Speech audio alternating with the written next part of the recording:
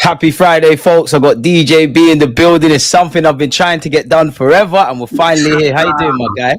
How you doing, DG? Yeah, nice to be along here on a Friday. Yeah, man, thanks for having me on. I've been really looking forward to it. Big up. Nah, man, big up yourself, man. As I said, man, I hear all your streams on like with Lee and with Dan. I'm a big fan of yours, man. So it's something that I needed to get done. Unfortunately, though, man, I've got to speak about Arsenal. I know we're in relative high spirits, quote unquote, after PSV, but it's my first chance to kind of ask you a question. So, like, generally, how you been feeling this season, man? Let us know everything. Well, I'm going to be real with you and all your listeners, DG. At the end of last season, I was a bit flat, but I was confident. I was buzzing going into the season. You know what I mean? Because we finished 2 points behind Man City, and we were playing some good stuff throughout the season. You know, and things were high, and you know, the club had a bit of money, and the manager had a bit of money to spend, and I'm thinking, do the right thing and spend it in the areas we need to strengthen to go to that next level. Facts. And then when he signed a defender and Marino and Calafiori, I started to get really deflated. And as the season's gone on, and I've seen the style of football we've been playing, I'm like, yo, what's happened? What's happened? And it's kind of overnight. So I've gone from sort of up here, kind of down very, very, very quickly. And as the season's gone on, and then Liverpool come knocking at the door, I'm thinking, nah, they're not gonna maintain this level. Liverpool, they're gonna drop off, and we're gonna be there. We're gonna be there to capitalise, and it hasn't materialised, DG. And for me, I feel really let down by the club. I feel really, really let down. And I know you can point your finger at the manager and point your finger at the owners and everything else, but on the whole, the club I feel really, really let down, because, you know, when you miss out on a title 2 seasons running, you want to go to that next level, and it just happened. It just hasn't happened, man. You know, and yeah, so feeling low at the moment, my friend. I wish I could say something to like make you feel more in up spirits, but I think what you said is what I tried to say in all my videos, and you described it, man. It's like, on one hand, I probably, because of, you know, when the owners took over this club, I kind of think we stopped being a football club. But you can forgive Arsenal fans for seeing 2 seasons prior to this year, 2 points off City. As you said there, if we just make some changes in the market or sign some upgrades, we could be there if City ever fall off. And whether it's injuries, red cards, not being the team to capitalize on a City fall off, competing with City when they've been great, we're doing a lot of explaining. Unfortunately, winners win and losers explain. Where do you think the season went wrong, man? Because for me personally, I actually feel it's the summer. I like Calafiori, but if we're looking at win now mode, you're being kept out the side, rightly so, by Lewis Skelly. Marino's obviously in the starting 11 by default, but he's not in our strongest midfield 3. And I don't really want to waste your time talking about Neto or Raheem Sterling. So, like, at what point did it kind of go wrong for you? Or when did you start to think, oh, you know what, we're not getting over the line here? Right at the end, when that summer window shut. Right at the end, when that summer window said, that's it, time out. And when I looked at the signings, and I thought to myself, we've not gone to that next level. And the season went wrong very, very quickly for me. I was going over to games, and I was seeing chances kind of missed, and style of play was kind of changing. And it's as if we've changed our style of play because we know we've dropped a clanger by not signing that prolific goal scorer. It's as if we're kind of set up now to play knowing that we haven't got that prolific number 9 or that prolific goal scorer. And it's harming us. You know? And this is where it's all gone wrong. And every game seems to be a struggle. And then we had the, the red cards. And then when you get injuries on top of weaknesses, then weaknesses become, life-threatening. And this is what's happening, DG. It's now a life-threatening situation with this football club. Because if you look at the signings we've made, I mean, I've got no personal problems with Mourinho and Calafiori. If you'd have got me a Gorkarez or someone like that at the start of the season, go to the next level, yeah. If we're banging out a number 9 and adequate cover for Martinelli and adequate cover for Saka, and we've gone we've gone strong on an attacking sense, then I don't mind bringing in squad players to bolster up certain positions. Facts. I mean, you know, he brought in Calafiori as a left back, and I'm still not convinced he's a left back. I'm still not convinced that he's going to do a defensive job on there. And by He's not done anything stand out defensively. All his strengths are in the middle third or the final third at the moment, which is crazy. I like him though. Exactly. He looks more comfortable bombing forward with a ball, and when he's in the final third, than he does defending. So again, where's it gone wrong now? Where has he seen his defensive skills? Surely a man with Arteta's playing experience and managerial experience has not just judged him over the Euros and thought, whoa, yeah, he's my guy here. You know, as for Mourinho, I'm still not convinced. I'm still not convinced he's going to take us to that another level. To me, he's a squad player. And this is the problem with Arsenal Football Club. We've got too many squad players. I take a lot of stick about Trossard. I like Trossard. I haven't got a problem with Trossard. Same. But to me, he's an off-the-bench impact player. You know, 55 minutes, 60 minutes, bring him on, you know, and the guy will do his thing. 90 minutes, I can't be relying on Trossard. I just can't be relying on Trossard. So the season's gone wrong the season's gone wrong, literally. And I've been on streams and I've been hearing it all season. The bottom line is this club has not been brave enough in the summer to make a real impact, you know. And when you miss out on titles, people say about progress. Well, okay, when you miss out on title number one, you can think, well, okay, we've made progress. We've just missed out. We've pushed Man City, you know, okay, albeit we kind of bottled an 8-point lead. And then you miss out by 2 points. And then you miss the third one. So 3 on the bounce. Which is the worst of the 3, really. Which is the worst of the 3. And what I'm trying to say, DJ, when does progress become negative? Because when you're missing out on 3 titles, 3 on the bounce, there's some issues there, and it has to be addressed, man.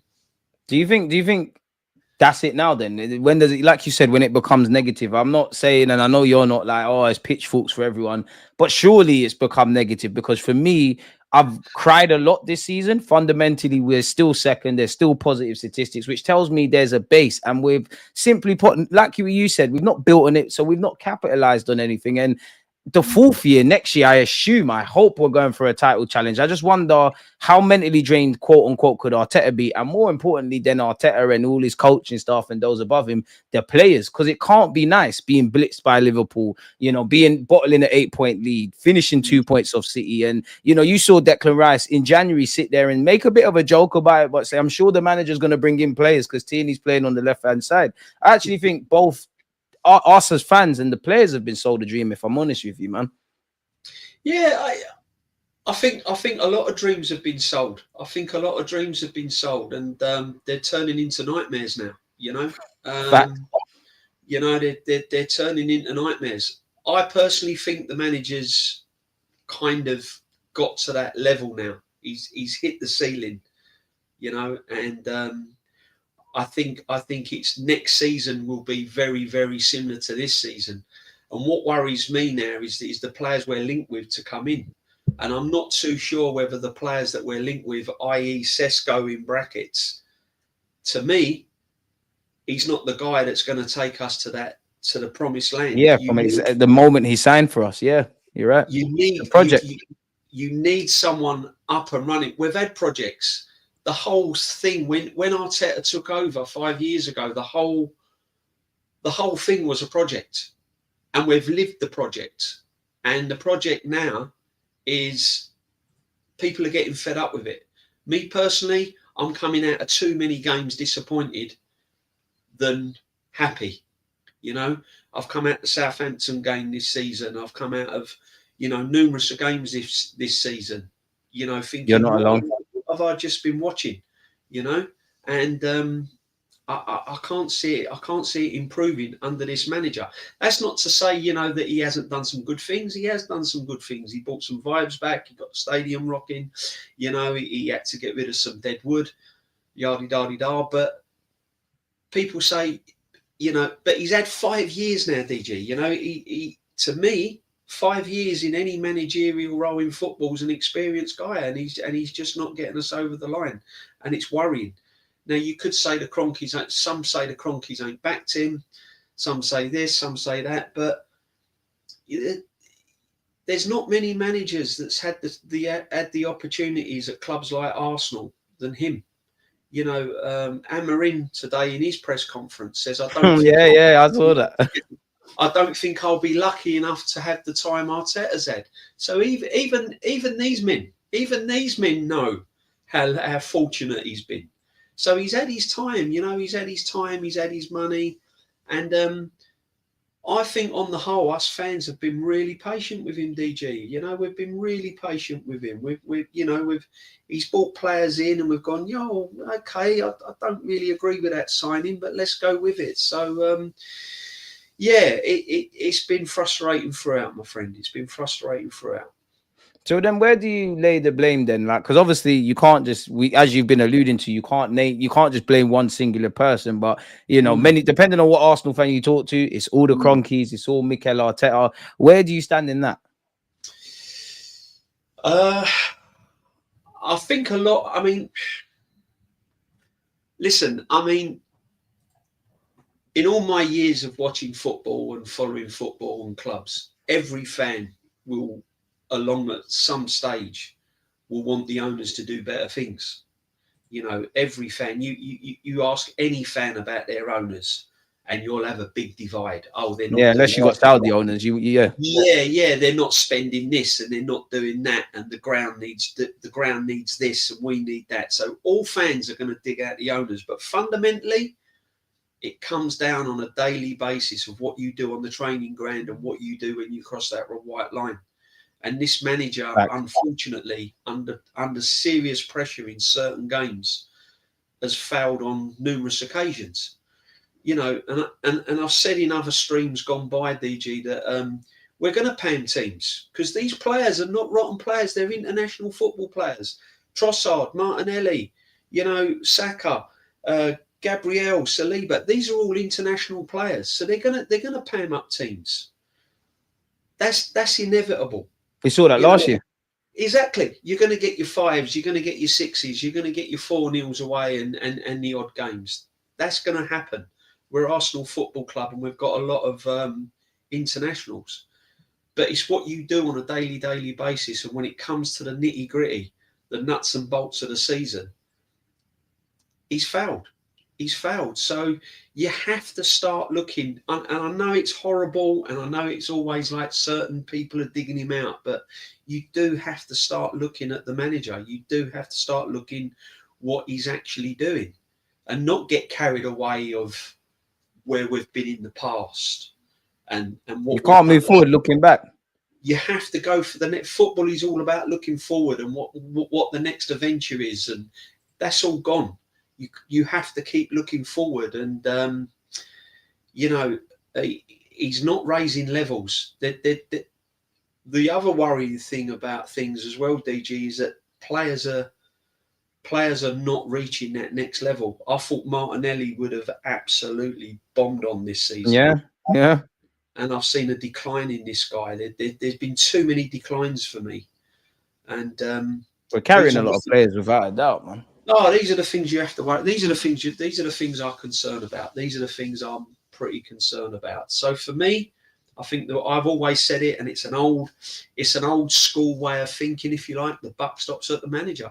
I'm 29 years of age, and that's what I grew up hearing. Like, yes, the manager, for anyone that doesn't know what DJB is alluding to, yes, the manager's not alone, but ultimately, that's the nature of the business. It is all on the manager. Yes, Cronky's this, Cronky's that. Cronky's are not going anywhere. And as much as I draw out the Cronky's and get onto them, Arguably, they've given him a lot more than Arsene Wenger had. Arguably, for someone that's just started their managerial reign, they've had a lot at this football club. They're not perfect, but they've given him money. They've let him rip up contracts, left backs and goalkeepers galore. Yes, other people have failed. And I look at the Cronkies, and I am no means saying they're not to blame for anything, right? But you kind of look into their life, D, and you see how they kind of conduct things. They get people in place, they put people in place. And I wasn't blaming the Cronkies necessarily when Arteta was going on a run and was working with hardly anything, turning water into wine, arguably gold. I agree with what you said earlier in that I'm starting to believe now, Arteta, you are a good coach. I have no doubt that you're going to win stuff, but I only care if you win stuff here. And it does feel like you've hit that ceiling. Forget signings, just based on what I'm seeing on the pitch. Yes, injuries play a part, but yeah, man. Yeah. No, facts, what you just said, you know, we have to look at the facts. You have to look at the facts. You know, you can go into he's not made this signing and the money's been wasted and players that have gone out the door for little money and are free. And you can look at all these things. But you have to look at the facts. And the facts are that the football this season has not been what is expected. You know, he's not evolved it. You're rocking up 2 points behind Manchester City. Yeah. And I was, you know, you're kind of pundits' favourites to win the league. Ex-players that have been asked from like Liverpool, Man United, all these ex-players like your Roy Keanes and that, all going, I think Arsenal got a chance of winning. I think it's Arsenal's title. So you're like all summer going, yo, come on, let's go to that next level. Let's really go for it. And then come sort of September, October, and then round about Christmas, you're falling behind and you're struggling. It's all gone down the toilet, man. You know, you have to look at the facts. It's hard, and people don't want to listen to it, and people don't, you know, people. For some reason, this guy gets a lot of praise and a lot of backing, you know, But it doesn't get fair scrutiny, which I don't think is an issue. I personally think if you have Arteta up here, I think he deserves the praise if he gets the praise, but I think he deserves the criticism. Like, speaking for myself, I do pat you on the back for your part to get us to second. I do support the difficult decisions. I have no doubt that you're a good coach and you will win stuff in your career. But again, I only care about winning at Arsenal. And if people disagree with what I or you are saying, Mikel Arteta says it himself. Last year, when everyone wanted to tell you we're the best team since 2024, he said, that's great. I want to win trophies. Saliba comes out and speaks about it. Yes, people will try and gaslight you and say, oh, you only love Arsenal if they win trophies. If that was the case, I wouldn't be an Arsenal fan. We've never been that team in my lifetime that consistently every year wins trophies. We've done things, but that's not us. And this team, this manager, these players, they're far too fucking good to not win trophies. So why does it keep happening? There's been 3 years of 3 different seasons. Fundamentally, we've come up short. And for me, I think a bit like what you said, in terms of just getting over the line, I think there is something there, Arteta, because you haven't got the leagues over the line. You have won an FA Cup, but since then we've been woeful in that.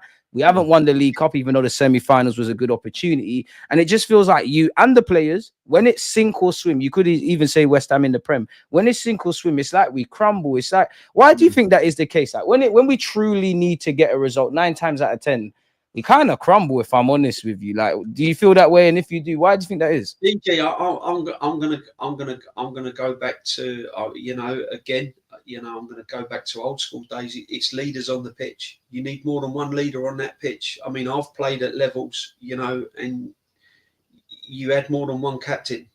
You know, these men under Vieira and Adams and the likes like that, they wouldn't be getting away with what they do now.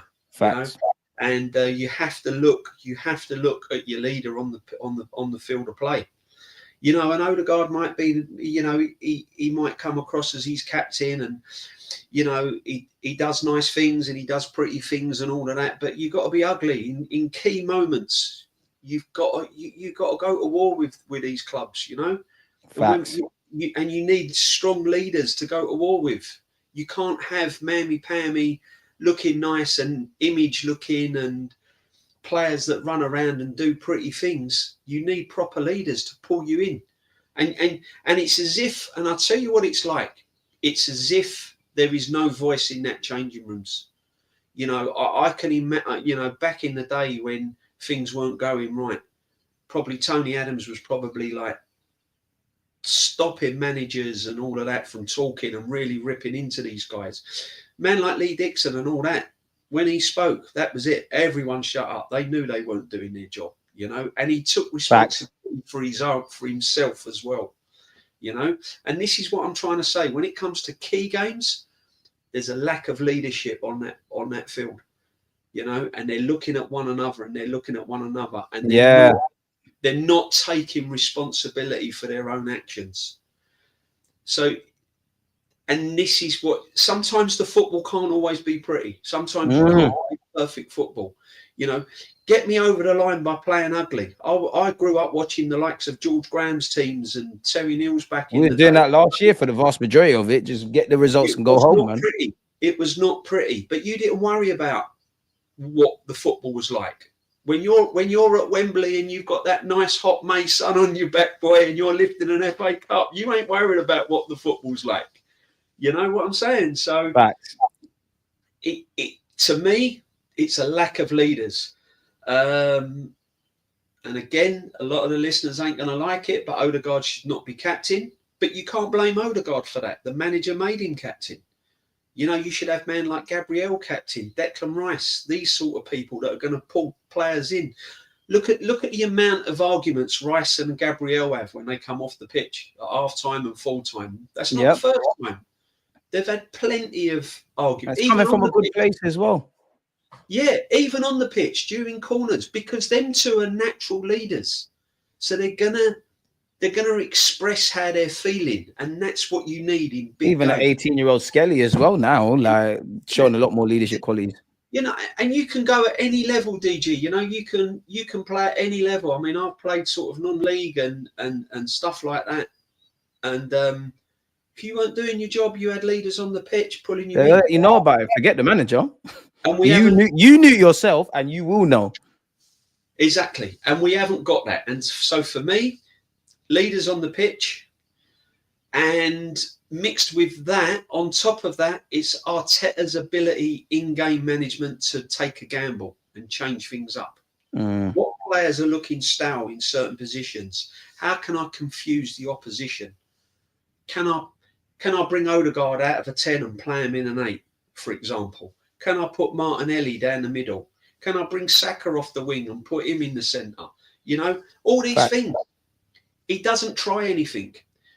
I'll give you an example. The other day, Liverpool, they were under the cosh against PSG. What does the manager do? Bring off their best player, Salah. Yeah. Hooks him. Can you imagine Arteta doing that to Saka? No. It wouldn't happen. Doesn't take him off on the best of days, to be fair. This is what top managers do. They look at the in-game management and they go, whoa, and Salah's come off. His body language was, in my book, stinks. No one's picked up on it. His body language when he was coming off as if say, hang on a minute, you're taking me off. I'm the best player. What's going on? You know? Brought on the young kid, Elliott. The rest is history. They go to Anfield with a 1-0 lead. And this is what's lacking with this manager. It's in-game management. It's having the nerve to change things when things need changing. The lack of leadership, and all of these things accumulate into not winning games, big games. The games we really need to win. Exactly, and you know it's hard. It's hard to accept because and this is for me. This is why I need someone at the club that's been there and done it with experience, because we're ready to go to that next level now with these players. We're ready for it. It's just getting someone in to do it. Do you know what I'm saying? I think you're bang on the money, man. I think many people, depending on where you fall in it, you know, many people hear what you're saying and saying you're behaving like Arsenal or relegation fodder. Many people will say it's spitting truths. I just care about where we are and where we could go, because I feel I was saying a lot of what you said and what I've said, which I said it last season, and we're still second, and it's just about getting over the line. People look at it as harsh. There's no point talking about the games we've won. It's where did we drop points? Where did we lose? Where did we win games and get away with it? Like Aston Villa away, like Leicester at home and Southampton at home. I feel like we haven't got that. I think there's a mixture of things. Where are you at with the sporting director? Because there's talk of this Atletico guy going, and also like, do you does it leave a sour taste in your mouth that Edu kind of left mid-season, or do you think he owes Arsenal like to not leave like that? Again, Edu to me was learning his trade. It was two rookies coming in and bouncing off of one another. I'm a bit disappointed he left the way he left, but I mean, perhaps that will come out the reasons why. It needs to. It needs to come out the reasons why. But to me, it was two kind of, you know, it was like two amateur boxers in the same ring with one another. You know, it's going to be messy. You know what I'm saying? It's a lot of misses, a lot of swings, no hits. And Edu and Arteta, it was like kind of, they were learning on the job. So because some of the signings we have made, if you go back at some of the signings we've made and the money we've wasted, it's been criminal. It's been criminal. So for me, Edu leaving, I wasn't too disappointed. And I've been saying it on streams that I've been on last week and the week before and this week. This next signing is this sporting director signing is more important than signing any player. This is big. This man coming in has got to be right, because if it's not, the backlash to this is going to be a 2-3 year season disaster. I'm with you with that. We have to get this market switched on. This man has got to come in, and I don't want, you know, I want this Berta guy. You know, if he's going to cost big bucks and big wages, then so be it. Because what I see him do is Simeone and all these men, you know, and the signings he's made. This guy knows what he's doing, and I think it's what Arsenal Football Club needs right now. And I think experience, bare hands. Yeah, and if Arteta was honest with everyone, it's probably what he needs. He probably needs someone with that kind of experience. With he needs his own David Dean. Not that I'm saying this guy's in the same realm as David Dean, but he needs a bit of help. Yeah, without a doubt. 100%. So this next signing is going to be really, really important for Arsenal Football Club, because if they mess this up, then it could be a tricky kind of couple of seasons ahead. Because this guy's going to come in and he's not just going to look at players; he's going to look at everything. And the Cronkies now know that they've lost money on players. You know, there's players' contracts that are coming up. There's been no trophies won. They've spent a lot of money. They're not silly. They're businessmen. You don't get to where you're going and earning all these millions of bucks if you haven't got it up here. And they're not silly. So they know where it's going. So I think this guy coming in is going to be ruffling a lot of feathers, and I don't know whether Arteta's going to be able to maintain that. I don't know whether he's going to be able to be happy with that, because I don't think he's going to have a lot of say in the signings. Me personally, I think he's going to have an input, but I don't think he's going to have final says. I think the next guy that comes in is going to go, no, you've had your chance. This is what we need to do this, this and this. You just go and coach them. And that's where I think it's at. But yeah, man, I'm excited. If this Berta comes in, I'm really excited about it. I've got to be honest with you. I'm really excited about it. I am as well, man. But like, I'm excited about it. But it's like, are we putting too much hope in him? Because I agree with everything you said, but like, he's like one guy. He's joining us in March, where I'm sure we've got our summer plans underway already. Are we putting too much hope on him? Because he could. We also, like, a bit like Edu. I know Edu got a lot of stick, but people can't always see what he's doing. It's kind of easy to get at Arteta because we can see it. But like, are we putting too much hope on one man to kind of just change our fortunes? Like you said, him and Arteta might not necessarily agree. We're still not really agreeing with the Cronkies. Like, can he be expected to really move the needle in a matter of months or maybe even weeks? I think where we're at, I don't think he's going to have a lot of choice. If I'm honest, DG, you know, I think he knows what, you know, if he takes the job, time to deliver now. I think he knows what's ahead of him. You know, I think he's sat down and gone and looked at it and gone, whoa, you know, you got to hit the ground running here. It is going to be a lot on his shoulders. That's probably why they're bringing in an experienced guy to hopefully be able to handle this situation, because they're going to need to. They're going to need to, because we can't have another season without any trophies. I don't care what anyone says or any fan comes to me and even says. A domestic one, man. I honestly, when I saw that, getting back to that summer window, when I saw that summer window, I was saying to my sons and friends, realistically, the only cup, that summer window, realistically, the only cup we can probably win is the Carabao Cup. And people were laughing at me. And I said, that's the level we're at. That's what that summer window has bought us. I'm not looking at Champions League and Premier Leagues. We've got no strike force. So this man coming in, he's gonna have that kind of picture, and he's gonna have to go, we need to act fast, because he's also going to have knowledge of the other clubs and the money they've got as well. Men like Newcastle, Liverpool are going to strengthen when this guy brings the Premiership. They're going to have to. The only way is down. They're at the pinnacle. They're going to strengthen. Man United are going to keep going because they're a big club. Everton moving into their new stadiums, rich owners, they're going to start strengthening. Chelsea ain't going to stand still. Billions of pounds. They're going to get it right somehow. They're throwing so much shit at a wall. It's going to stick up eventually. You know what I'm saying? So this guy coming in, he ain't going to be silly. He knows what's around him. So he's going to be under a lot of pressure. But and we're going to be expecting miracles from him. I think again we've got to be patient, because there will be mistakes made. There will be signings, and we're going to go, whoa, what's going on here? Who's this? He's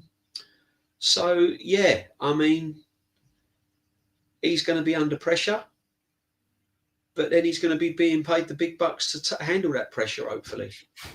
Pressure's a privilege, and I've got a lot of time for Arteta, but I like you as a manager. I think you're going to win trophies, but at the same time, it needs to correlate to at Arsenal. And I'm only kind of killing you by the high standards you've set. And I just feel we've got too much of a good thing kind of here, that if we just do one or two things, we'd be all right. Now, I was a bit naive in the summer. I didn't expect us to do any Galactico kind of business, bro. But I thought, 2 points off, evident we need a striker, evident we need X, Y, Z at a very minimum. Now, when I look back at last summer in hindsight, it feels like the club did try and get what Arteta wanted to a quote-unquote degree, but they dropped the ball with a striker or a winger. I equally feel that there is a bit of a remit about kind of getting a bit more bang for our buck, getting some outgoings, getting some good sales, because we have spent a lot and not got too much back. And I don't know who we're going to sell, how we're going to sell. I think we're being briefed on that again, because we're being told that we're in a strong position. PSR is not an issue, but we do want to sell. These mouthpieces, the Romanos, the Unsteins, they're all saying it. So it's like, are we at risk of getting our hopes up again to ultimately be disappointed, in your opinion? Possibly, but I think the Arsenal fans have got to realise that there's going to be some big names going from this club. I think if they can get an offer that's agreeable for Martinelli, I can see big players going from the club. Trossard could be gone. He's got a year left on his contract. I think Trossard, in a way, Trossard would be quite happy to go. So I think there's going to be some big players going from the club, and that's not to say that Saliba might even, get an offer from a Madrid or someone like that. They're definitely flirting with him, probably, as we speak. We have to look at that. And then you're going to get fans going, why are we selling our best players? Why are we doing this? Why are we doing that? The reason why is because over the 5 years, we haven't accumulated the right signings. And this is what's happened now. Because now we are now panicking. If we'd have done the right thing 2 seasons ago and got the players in the same mould as your Harry Kanes or your Gyökereses and your Isaacs and all of them, we wouldn't find ourselves in this position now. But the reason now they're thinking, well, we've got to make some big signings. And in order to make those big signings, you've got to let men like Martinelli go out the door. You've got to make some unpopular decisions, without a doubt. Yeah. But the club has forced that on themselves because they didn't do the right thing 2-3 seasons ago. See, what you've got to remember as well is this season is an accumulation of two seasons gone past. Yeah.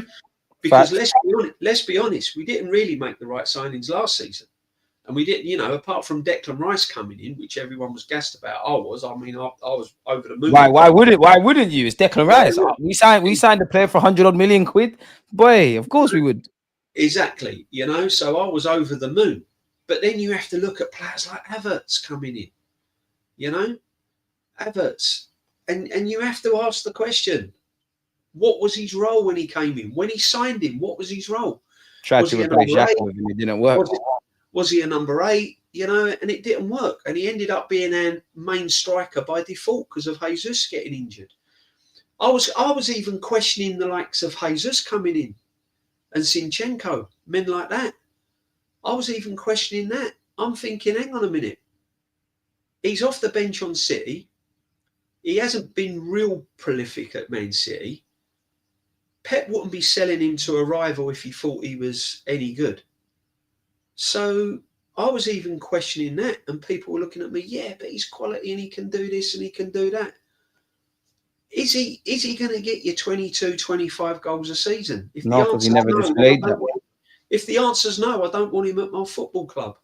So if you go back to those sort of signings, this year is an accumulation of seasons gone by where we've just not made the right signings. So consequently now, you've got to let big players go out the door to get those big signings in. And it's not going to be pretty. It really ain't going to be pretty.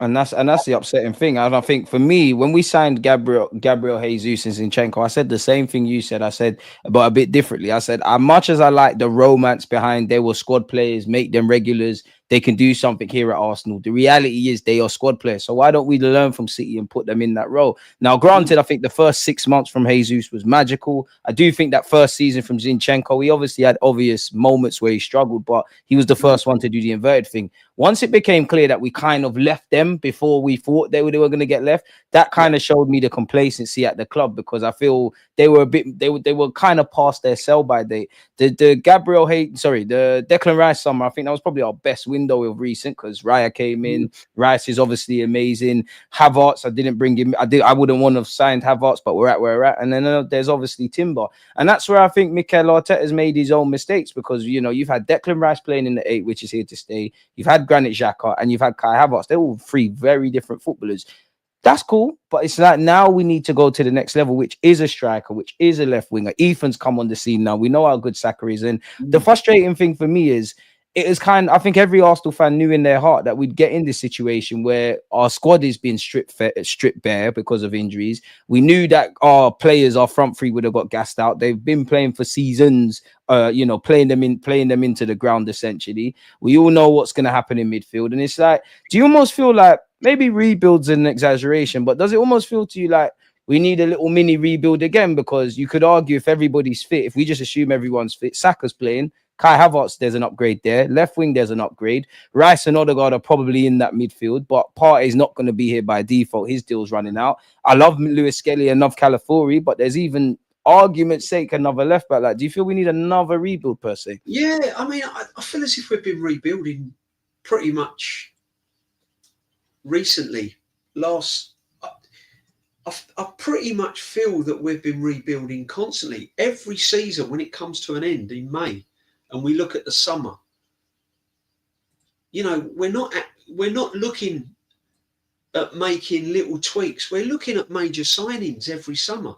Now, to me, that tells me that we're constantly rebuilding. And I know you've constantly got to look ahead and constantly try and improve and everything else. But I feel that we're rebuilding and starting all over again. I feel as if these 5 years now are like, okay, we've had some good times. He's the third year of challenging for a title for these boys as well, so it is rebuild. He's got us competing. We're back competing. We're in with the big boys, but we're starting again. And it's like, can we? It's the fans are running out of energy. The fans are running out the energy to start again. So if the fans are running up the energy to start again, what must some of these players must be feeling? They've been sold a dream. 100% the players been sold a dream. Like, I can't begrudge them, because for me, if I look in the last 3 years, obviously, as you said, 2022, 23, whatever way we shape it, they're excited. They weren't expected to be there. Jesus and Zinchenko came from City. They're now helping us fight. All right, cool. Saliba's injury is what it is. Last year, we were superb. There were several moments where, in hindsight, we shouldn't have lost there. We shouldn't have drawn there, but it's all right. We're ready to go again. This year, for me, as you said, we need to do what we're doing in the market. it just feels like we've just been existing. I haven't seen us seize the moment enough. I haven't seen Mikel Arteta change his tactics or be a bit fresh as he was in the past 2 years. I think the players have kind of hit a rut.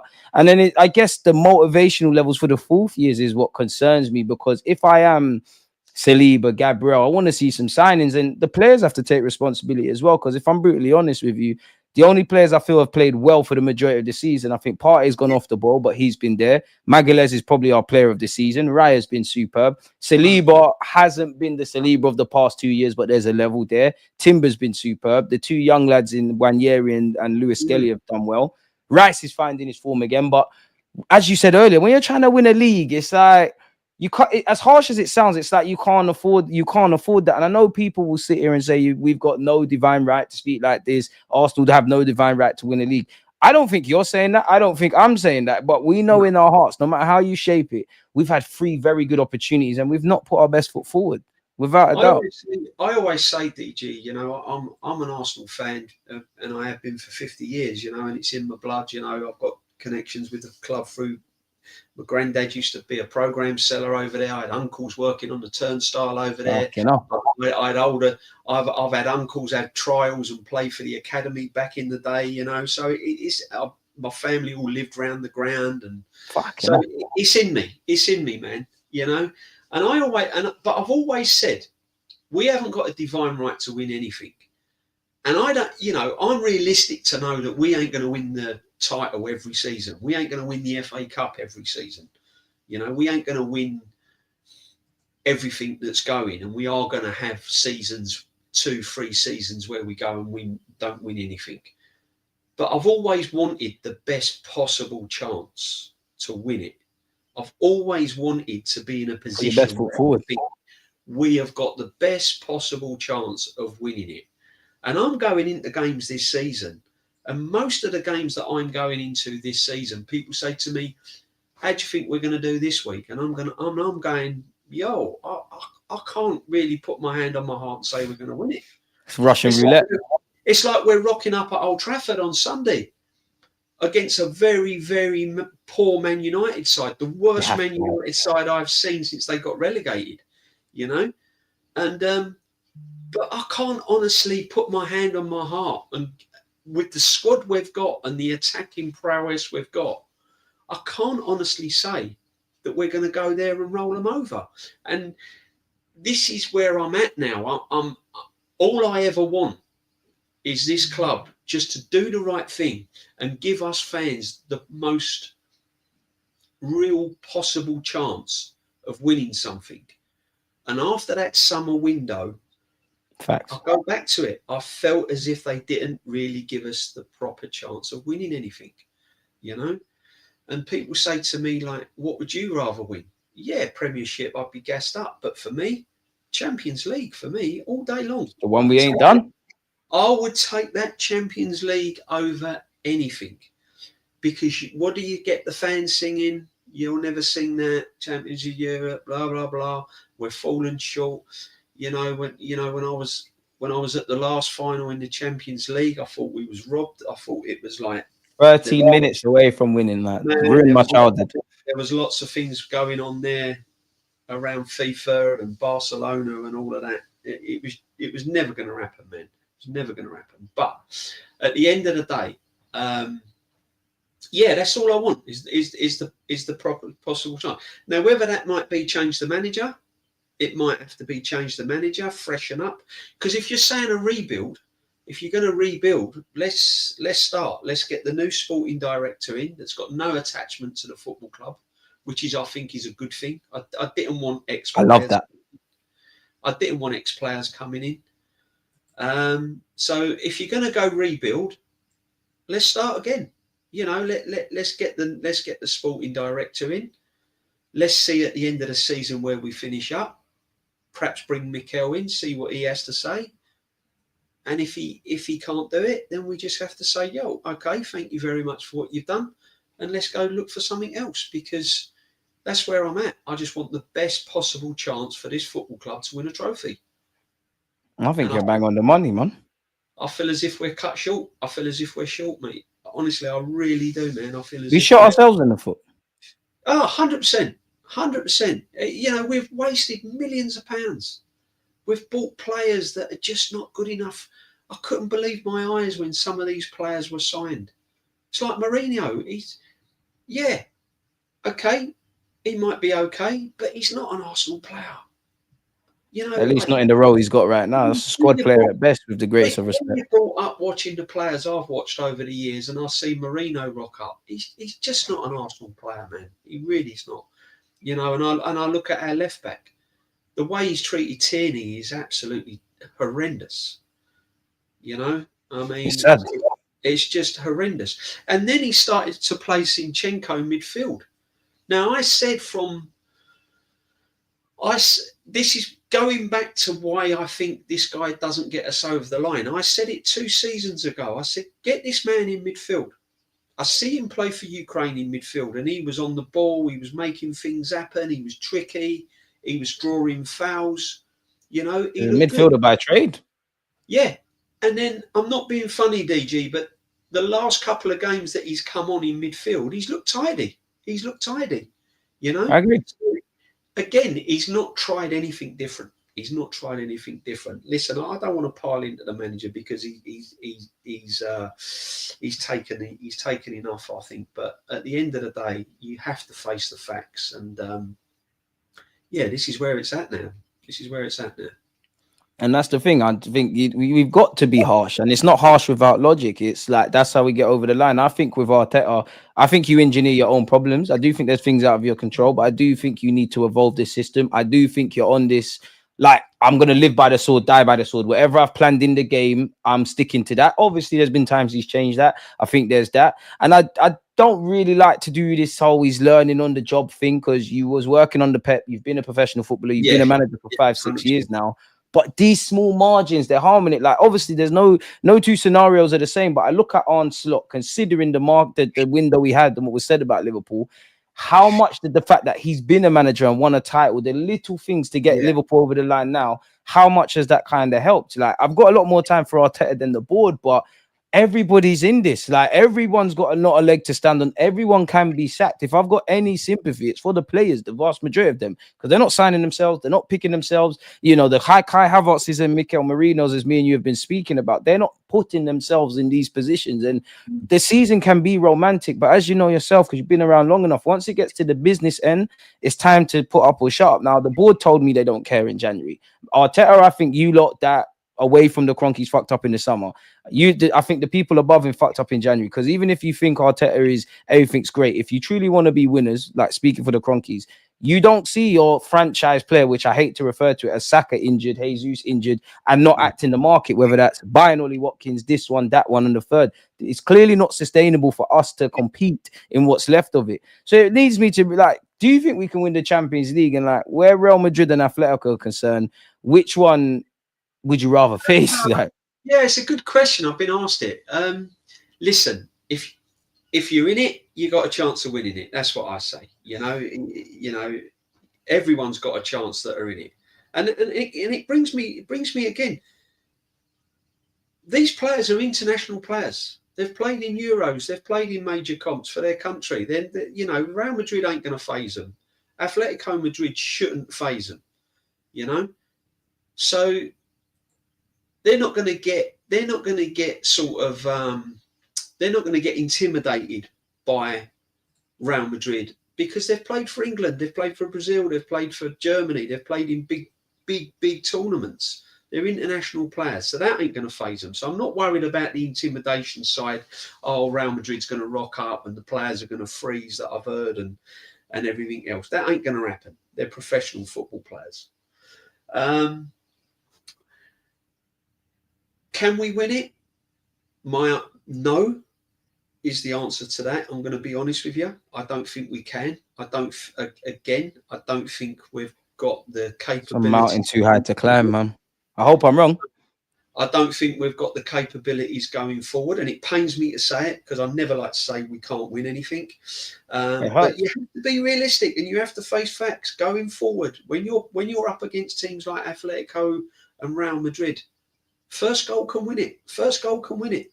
And at the end of the day, we've not got we haven't got that attacking force going forward. That air of inevitability. Yeah. And leaders. You need leaders all around the pitch. When you're playing against teams like that, you need leaders all around the pitch. I only trust our back five in that moment.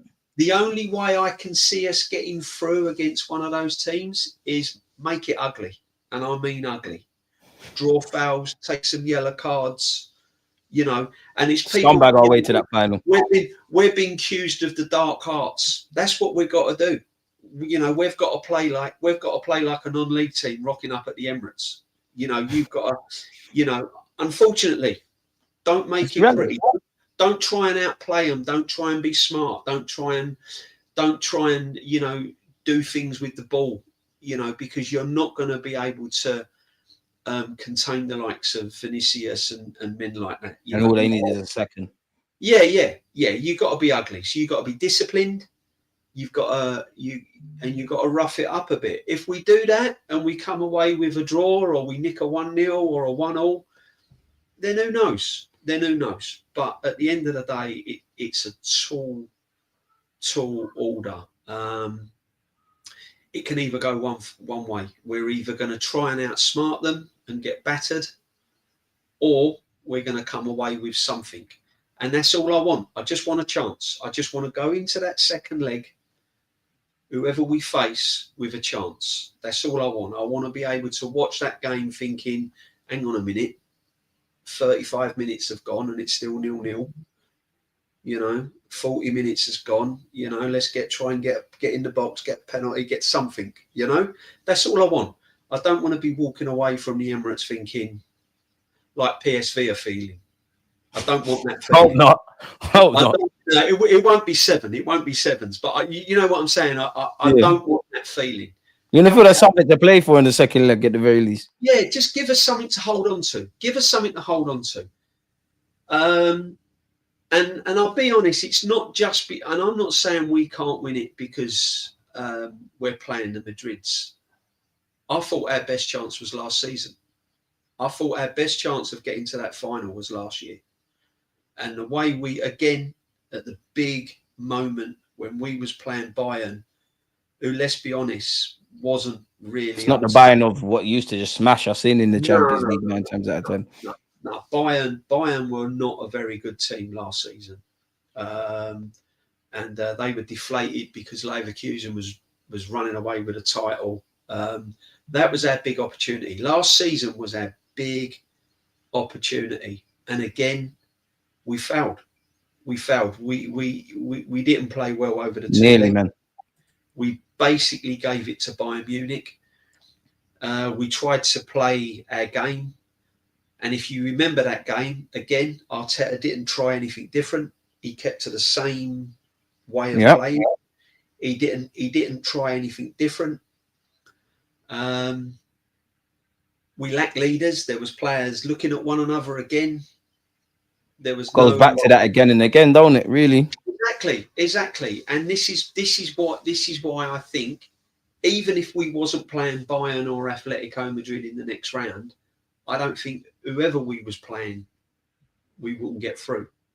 You know, the only hope, Aston Villa or something, if we was in that stage, if we was in that half of the draw and we played them over 2 legs, we might get something. But as I said, when you haven't got a striker, there's not many comps you can win without an out-and-out number 9. If you ain't got a goal scorer, you might be able to bluff the odd season playing a false 9, but on the whole, most teams win things with a striker. You need that talisman, man.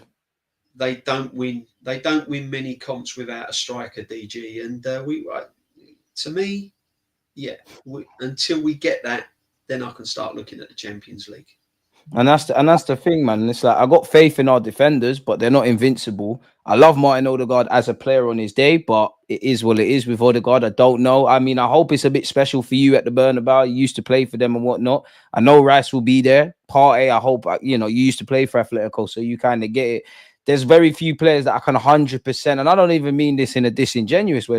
There's hardly any of those players that I can bet on. Wanyeri would be one of them, but as you know, The man is 17. It's a tall order. And as much as it's about being good and being spot on, sometimes you just need to be shit and someone gets you out of it. So I don't know if we're going to be at our worst. I don't know the medium if we're at our best. And I don't know if we can nick a result at our worst. I do think we'd have to give ourselves a fighting chance in the game at the Emirates. The trip to the Bernabeu scares me because I don't think we're going to get embarrassed by Real Madrid, but they might get a chance in the 87th minute. They've done it and whatnot. I don't know if we get that opportunity, if we're going to take it. And that's even me kind of thinking that, assuming we've got our strongest 11. That's before I talk about Wanyeri, obviously Marino potentially up front. Saka's not going to be fully fit. And it just feels like we shot ourselves in the foot internally at this football club. It's crazy, man. 100%. More than once. We've shot our foot off, to be honest, DG. And like, we got intimidated. See, the problem is we lost our bottle at St James's Park with the atmosphere and the flags waving and all them Geordies screaming and shouting. The players went into a shelled air. So you rock up at the Bernabeu on a Champions League quarter-final, man. These players, this is what I'm saying. These players and these managers, for some reason or another, they just look at the time when we was going for fourth and we had to beat Newcastle and then we had to rock up at Spurs. And we crumbled there. There's too many times this manager, for some reason or other, and I don't know what it is, and we've spoke about leaders on the park and that's not helping, but there's some reason or another that this manager cannot get these players up for crucial big time matches. We could be running out in the Carabao Cup on Sunday in that final. Another big game. That should have been us. That's a big chance we missed, man. Big chance. Because that's one thing with Arteta. Like, I would have loved you to have grabbed some domestic trophies, get to finals. Because people will always say Klopp was there for Klopp. It took Klopp 5 years. From the jump, they were getting in finals. They were building that mentality, which is jarring for us. Yeah, get us to a final. And this is what I'm saying. But even if we'd have got to that final, they've given me nothing. They've given me nothing to cling on to in big moments to think, we're gonna mean business here. But the Champions League, oh man, I was absolutely devastated last season. I was quite happy we got Bayern Munich because I thought the way they play suits us. So when we got Bayern last season, I was pretty gassed up about it. I was over the moon by it, because I'm thinking the way they play and the way they knock the ball and come out attack and get Harry Kane on the ball, I thought that suits us to plays into our strengths, or it did at the time. I thought the opportunities was last season, perhaps not to win it, but to go all the way, and it didn't happen. And when I looked at that final, I was thinking, that should have been us. You know what I mean? And when you're getting these, I feel that way about the League Cup final and whoever's going to be in the FA Cup final. DG, that's another thing. I mean, people were talking about Old Trafford this Sunday. This is the lot that just knocked us out the FA Cup final. And again, big moments. Fouled. FA Cup, there is no way we should have gone out against Man United in that FA Cup round. 100%. And again, big moments. Fouled again. And see, when you've got an accumulation of these failures, fans are going to start turning. Fans are going to start asking questions. Fans are going to get impatient, which is fair. Right? And then you're going to get fan rivalry. I mean, listen, if you're an Arsenal fan, don't matter who you are, to me, you're a brother or a sister. As long as you're supporting Arsenal, as long as your main focus is Arsenal, you're a brother and a sister. You're all welcome in. For me, that's how it is. As long as you're an Arsenal fan, I don't care. But it will start turning nasty if things don't start happening, because I saw it with Arsene Wenger and it wasn't nice. Emery as well. Yeah. And it'd be annoying because we finally got a bit of positive, quote unquote, positive background. At one point, we're all singing from the same hymn sheet, which is annoying, man. And it's for me, it's just about, like, I don't really care what the future brings. Like, Liverpool might not win for another 20 years. I hope so, because it means we might win. But they've cemented history. And I just feel in these 3 years, above everything, us fans have deserved stuff. And I also think about the players. Like every time you're like the moments we spoke about, where you're in adversity and you don't get over the line, where you know you crumble in the league. Every time that you don't get somewhere, it starts to become a bigger thing in the back of your head and like a monkey on your back. And you're just like, oh, are we ever going to do it? And I don't think we can do it until we get more quality. I think Arteta and the players, they're going to have to keep putting their hands in the fire and getting burnt, because I just feel they've been, that's what we've been on. And even in the Bernabeu, a lot of these players have probably played at the Bernabeu, the more experienced ones, but the nucleus of our team, the people that are going to be here in the next 3-4 years, or I hope so, they haven't. So it's almost like I watch these lot ride. It's like a little kid riding a bike, consistently falling off in and trying to stabilize themselves. It's like that's what's happening with us, really and truly. So I don't know, man. Before I let you get out of here, give me a prediction for the United game. I'm going to go 2-1 Arsenal, man. I have to. I need to smash them. Man. Do you know what? I think it's got a draw written all over it, to be honest. Everyone keeps saying that. I don't think there's going to be many goals. I think Man United's attitude on Sunday will be, because their second leg tie in their Europe is close. That's the one. That's the one they've got to go for, because their league's done. I mean, that's their only way to the Champions League now. They need to win that. They need to win that UEFA Cup. He probably needs to do that to keep his job. But having said that, listen, this is, and I'll probably speak a lot for old school supporters, but this to me is my derby. You know, you can forget your Spurs. You can forget your Spurs. To me, Arsenal, Man United is core history. And when the fixtures come out, DG, the first thing I look for is, when are we playing Man United? I don't look for your Tottenhams and your Chelseas and all of that. Man United is the first one I look for. Facts. So for me, there's already you know, spikes coming out of my head the way this season's gone. If we get done Sunday, there's just going to be more popping out, man.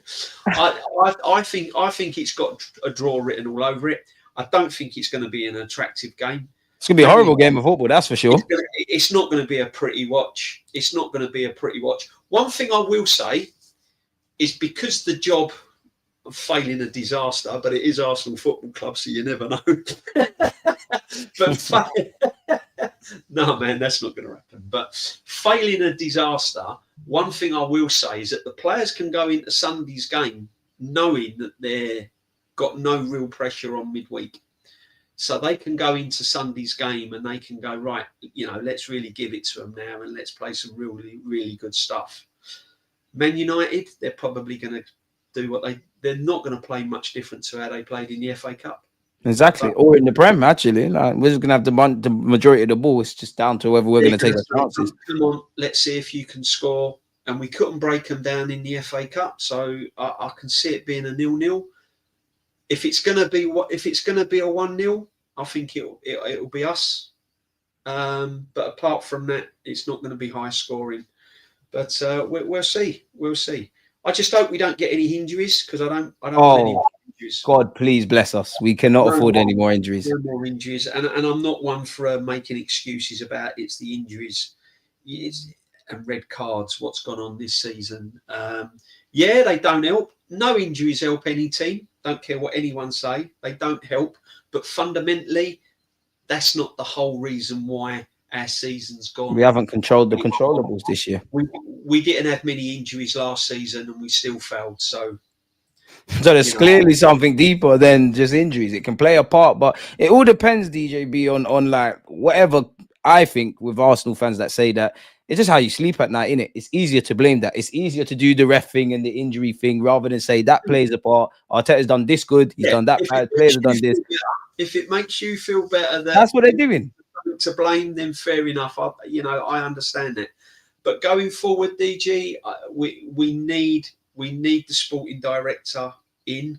We need him in quick. We need the right man in.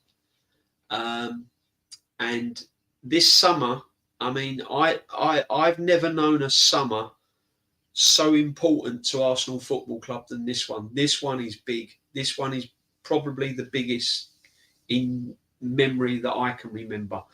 Because if it all goes wrong again, definitely in my 29 years, DG, if these fixtures come out and we have not made the right signings, and we haven't done the right thing, then it's gonna, because what you've got to realise is it's the knock-on effect. Because Arteta can go and get another job, he can walk straight into another job, 10 mil, 11, 12 mil a year, new players, new manager, new house, new environment. Arsenal will be a memory. This is what I'm saying. We're the one that's going to have to pick up the pieces. What I'm trying to say to a lot of the fans that think, you know, that I might come across negative and all of that is a fans for life. Managers and players move on. Facts. We're still stuck watching the team. He can move on, and he ain't going to worry about what damage has been done to Arsenal Football Club. He's still going to be able to go to sleep of a night, you know. So what you've got to look at is the future, and the foundations has got to be laid, because the next man that comes in, whoever that may be, and whenever he may come in, like Klopp left Liverpool, if we're not careful, that's not going to be the case at Arsenal. And then you're talking of another 2 or 3 seasons to get out. And then it all starts again. And then it all starts again, my friend. And we can't be doing that, can we? DJ? Yeah, I'm not on it no more, man. I know you have to consistently rebuild, but I can't handle it. Look, I've hardly got any hair now. It's gone grey. I can't be doing any more of this. You know? And I'm probably gone soon as well, man. Like, flip it out. Like, it is absolute madness, man. Like, but I don't know what to say. Listen, we'll keep the faith. That's all we can do. We'll keep the faith. And as I said, you know, it's no good going in and ripping into this one and ripping into this one. It is what it is. The season will soon be over. We're like middle of March as it is, and we just pray and hope. Me personally, I don't want Sesko. That's one thing I will say right now. We need a proven, proper number 9. You know. Let's cross everything. You know, when Kane went up for sale, I said, go to Levy and give him 130 million. I think Kane won't be brave enough to do that. He could have walked these streets. Go give this Levy 130 million. He's not bothered whether it's Arsenal, Liverpool, Tottenham. He don't care as long as he's got his money. You know, just make the head turns. Just make the head turn, you know. That's what we need to do, man. Would you go and do the buyout clause for Kane? Would you go and... You know what? I would rather go for Isaac and them kind of guys. But if Harry Kane genuinely is prepared to sign for Arsenal and everything that's going to come with it, I'm on it.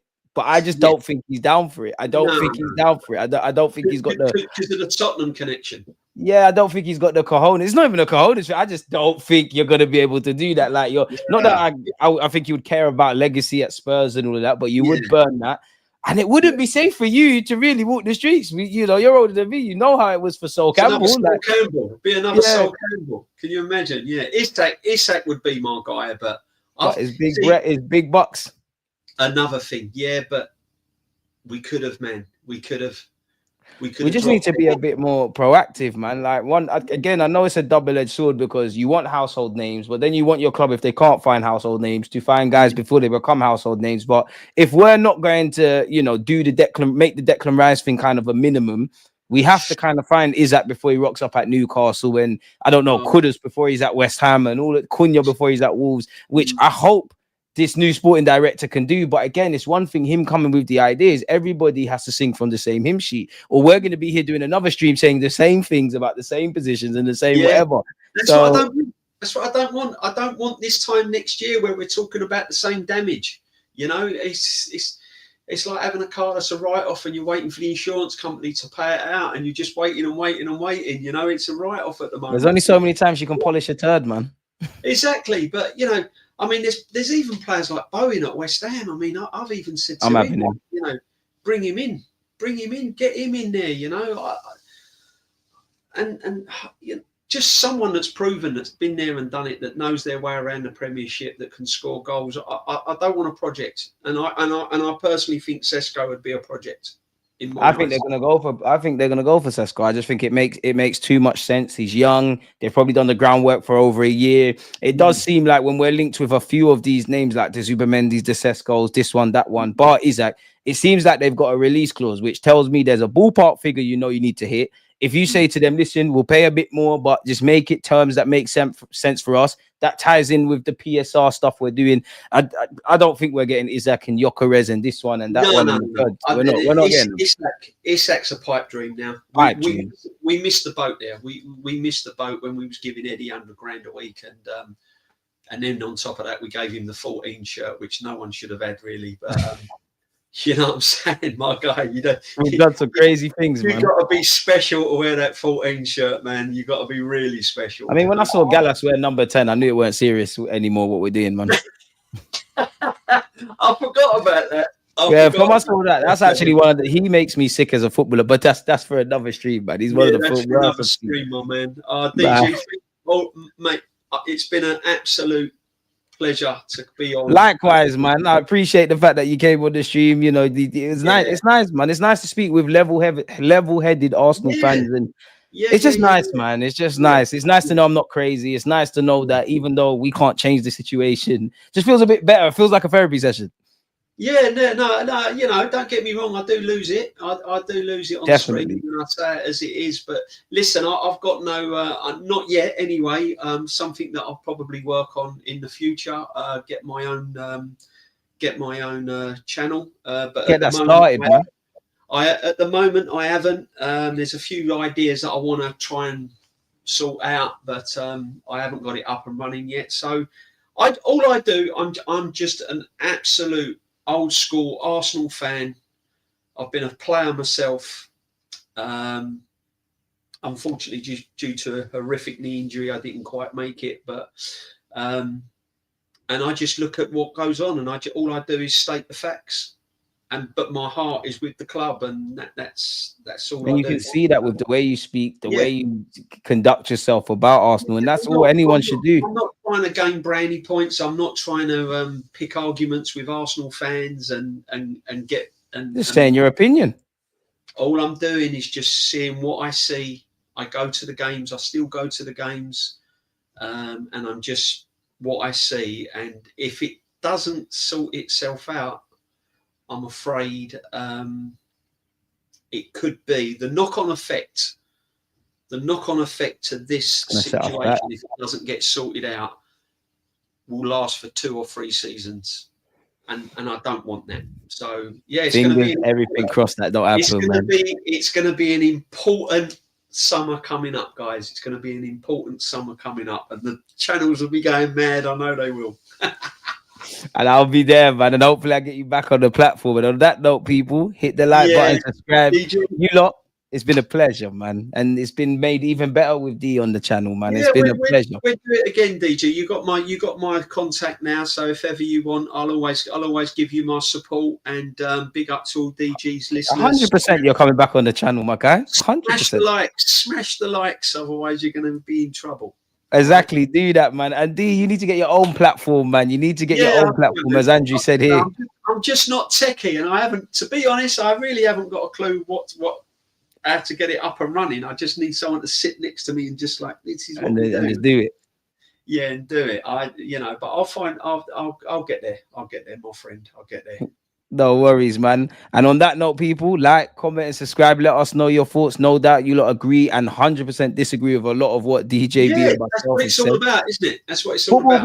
Football life would be boring if we all had the same opinions. It'd be boring. We wouldn't learn anything. Yeah. Listen, I don't expect everyone to agree with me. That's what it's all about. As long as it's friendly, as long as it's friendly, and as long as we've all got the club at heart, that's all I care about. That's all that matters. Everything else is BS. The club is all we need. Yeah. No, I love, man. Thanks a lot, DJ. Mine, my guy, man. Take care, man. Bless.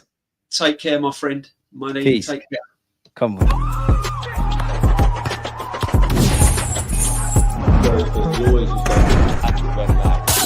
I